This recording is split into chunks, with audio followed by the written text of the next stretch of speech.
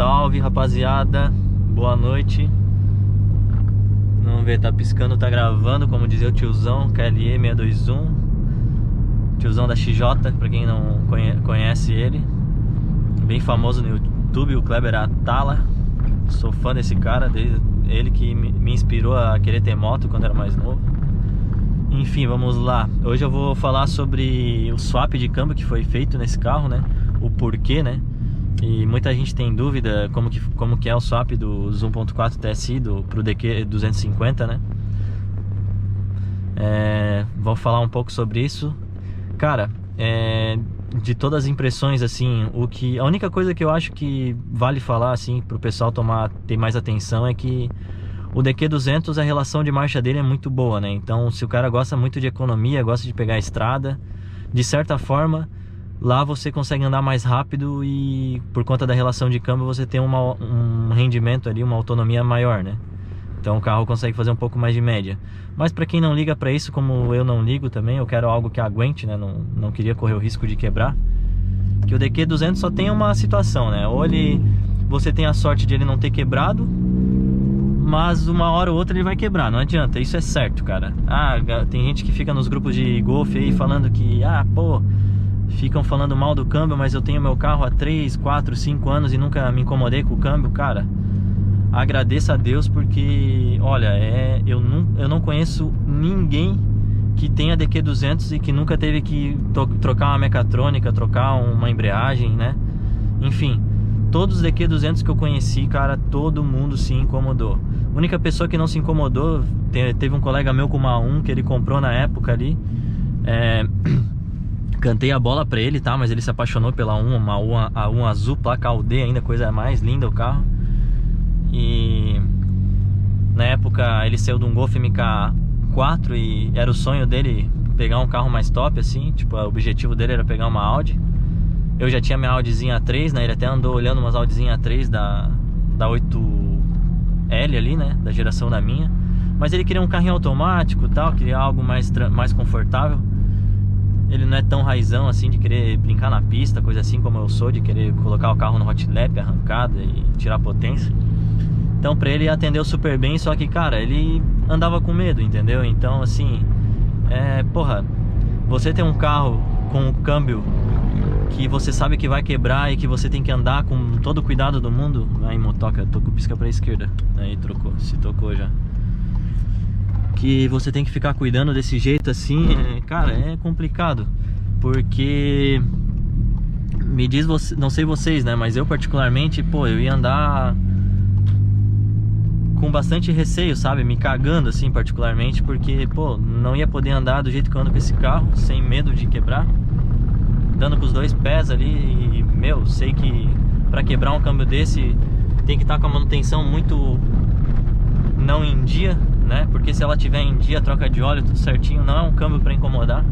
Ainda mais que aqui eu tenho 1.4, né? Eu tenho 33 kg de torque, eu não tenho o torque de um GTI, de um EA888 ali, basicamente, né? Que vem seus 40 e poucos quilos de torque, 48 até, dependendo do mapa ali. Então, eu particularmente, cara, acho o melhor swap que tem para se fazer nos 1.4 TSI, principalmente nos Golfs, cara, porque os Golfs desvalorizaram muito. E é um puta de um carro, assim, hoje que eu tenho, depois que eu dirigi um carro desse, eu vi que, cara, a plataforma é excelente, né? É excelente essa plataforma, é um carro, muito no chão, tá? É um carro que, pra quem gosta de hot lap, assim, perfeito, cara.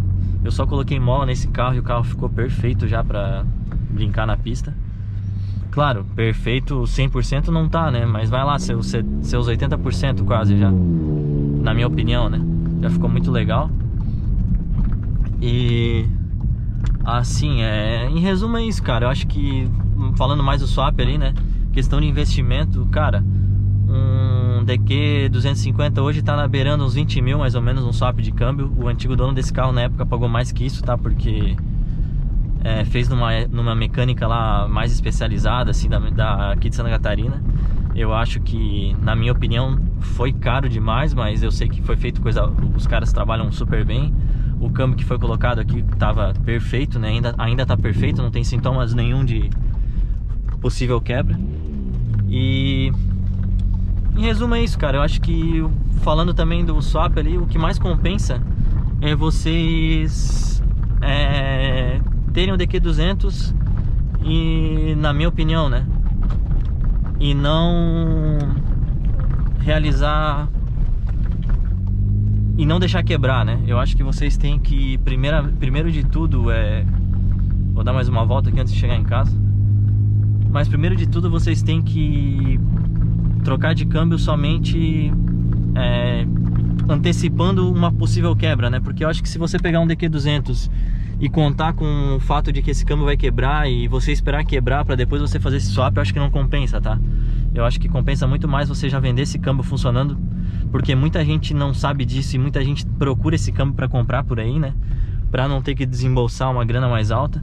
Então, cara, que tire 10 mil reais nesse câmbio, cara, já pagou metade do DQ250 tranquilo. Então, eu acho que vale muito a pena vocês venderem o DQ200 de vocês antes de quebrar e coloca o DQ250, cara. É um excelente câmbio, é um câmbio que você vai poder acelerar sem medo de quebra, vai poder montar o seu projetinho, tirar mais potência e, cara, zero dor de cabeça, sabe? Então eu acho que compensa bastante, na minha opinião, assim, né? Eu não tenho nada a reclamar, eu acho que o câmbio é excelente. Hoje com o stagezinho 2 que eu fiz ali, a gente deu mais uma calibrada no câmbio. Eu não lembro agora de cabeça quanto que a gente aumentou, mas eu acho que aumentou uns 4 PSI de pressão no câmbio, uma coisa assim.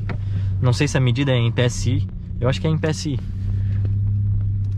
PSI não, Libra, né, que fala, sei lá. Não sei como que fala, assim, é linguagem de preparador, daí agora me deu um branco. Meu preparador tinha falado quanto que ele aumentou ali, mas nada mais do que jogar mais pressão na troca de marcha. Então o carro troca de marcha mais firme e evita o desgaste prematuro da embreagem, né? Como eu aumentei a potência, então o disco de embreagem ele pode gastar mais, querendo ou não, né? Ele está acostumado a andar com uma potência mais tranquila, um comportamento de dia a dia para ter um carro silencioso, um carro confortável, uma troca de marcha suave. Hoje o meu carro tem uma troca de marcha de certa forma um pouco mais bruta, assim, né, por se dizer. Mas a gente não colocou a mesma pressão que se coloca para andar num EA888, né, com um mapinha Stage 2 ali, tudo que dá, né. A gente fez uma calibragem um pouco menor ainda, né. Então, em resumo é isso. Eu acho que já deu para esclarecer nesse vídeo a grande vantagem de você ter um DQ250. Agora outra coisa, assim, falando também sobre o câmbio, questão de consumo, cara, aí é aquela comparação, né? Enquanto você anda 140 com um DQ200 e você faz uma média X, para você fazer essa mesma média com DQ250 você tem que andar ali uns seus 120, sabe? 110 talvez ali, você faça a mesma média. Então é basicamente isso que muda, assim, de um câmbio pro outro, né? Mas é isso aí, galera, valeu aí.